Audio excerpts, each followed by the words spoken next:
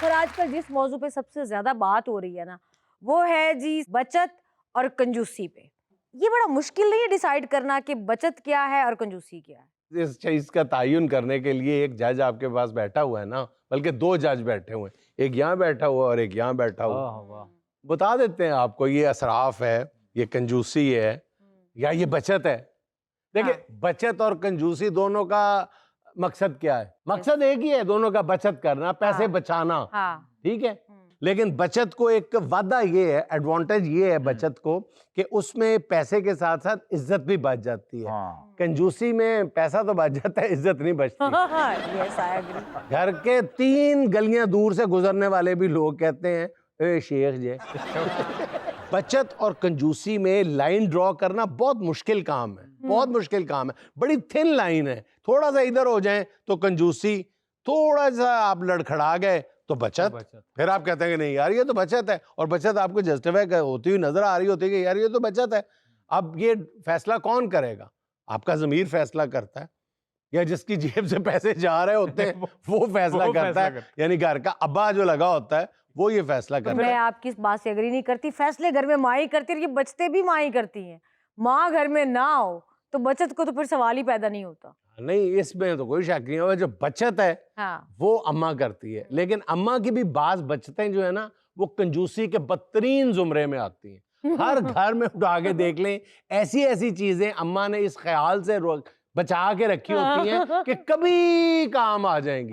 वो अगली 14 नस्लों तक ट्रांसफर होती रहती है लेकिन काम नहीं आती। तो वो कंजूसी के जुमरे में आएंगी ना। फिर थोड़ा सा प्रैक्टिकल होना चाहिए। बचत और कंजूसी में एक ये भी फर्क है कि नाराज बीवी को शॉपिंग करवा कर मनाना ये बचत है, और नाराज बीवी को बर्तन धो के मनाना ये कंजूसी है। बहुत अच्छी बात की है सर। आप कंजूस है या बचती हैं? मैं बचती हूँ इसीलिए बचता हूँ। अच्छा। वैसे इस बात का इन्हिसार महीने की तारीखों पे भी होता है कि आप बचती हैं या कंजूस हैं। मेरे ख्याल से जुनैद साहब आप ना तो बचती हैं ना फिर आप कंजूस हैं। आप किफायतशार हैं। सर ये यूं कह ले कि किसी को चाय पिलाना और सादा चाय पिलाना ये बचत है, और किसी को फोकी सूला मारना कंजूसी है। या यूं भी हो सकता है कि किसी को अपनी बाइक देते हुए ये कहना कि यार इसमें पेट्रोल नहीं है, ये बचत है। और किसी को ये कह के बाइक देना कि यार पेट्रोल डलवाते लेना, ये कंजूसी है। अच्छा, बचत और कंजूसी में फर्क को समझने के लिए ना आपको मैं एक मिसाल देता हूँ। एक खरबपति बिजनेसमैन जो है ना वो हीथ्रो एयरपोर्ट पहुंचता है। अच्छा। ठीक है, और जाके वहां एयरपोर्ट के करीब कोई बैंक होता है, वहां जाता है। कहता है जी मुझे $5 कर्ज चाहिए।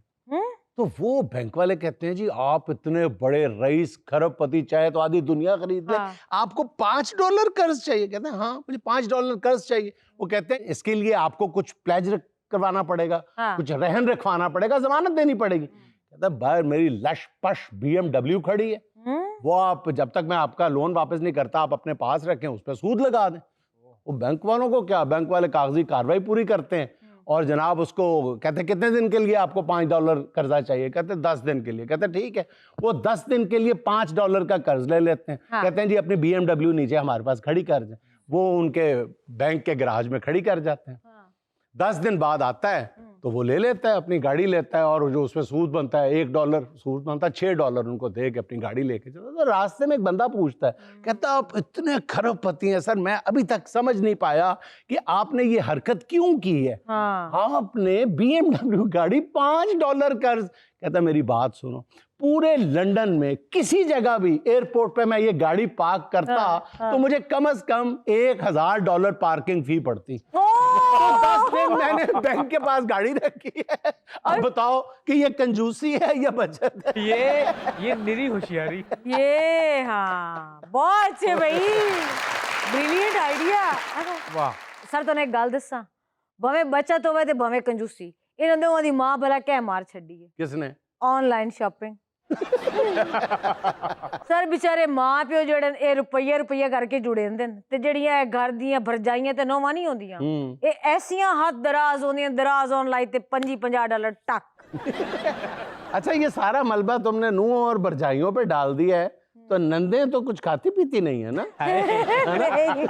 अच्छा जी, आज हमने बदतहजीबियां डिस्कस करनी थी, तो मेरे जहन में एक पुरानी बदतहजीबी आ रही है, जिसका हम पहले भी जिक्र कर चुके हैं कि जब कहीं महफिल दोस्तों की आरास्ता होती है, पहले से लगी होती है, तो जो भी नया आने वाला है ना, न्यू कमर जो भी आता है, वो सबके साथ हाथ मिलाना फर्ज अव्वलीन समझता है। हाँ, अब वहां पे 10-12 लोग गडमड होके बैठे होते हैं, टेढ़े मेढ़े आड़े तिरछे बैठे होते हैं, सबको उठ उठ के सलाम करना, क्या हाल है, वो सारी महफिल बर्बाद हो जाती है। वो अभी अपनी जगह बना के मुश्किल से बैठता ही है कि अगला बंदा आ जाता है, फिर सारे खड़े हो जाते हैं, फिर वो बेचारा बैठता है 2 मिनट बाद। ये बिल्कुल पाकिस्तानी सियासत ही लगती है कि हर दूसरे दिन एक नया बुरान जन्म लेता है। नहीं, वैसे सलाम मुंह से कर दें बस। एक दफा आप एंटर हुए हैं, ऊंची आवाज में अस्सलाम वालेकुम कह दें, बात पूरी हो गई, मकसद आपका पूरा हो गया। सबको उठा के हाथ मिलाना और जफी डालना। यस। अच्छा जुनैद भाई, उस महफिल में एक आध चुलबुला जरूर होता है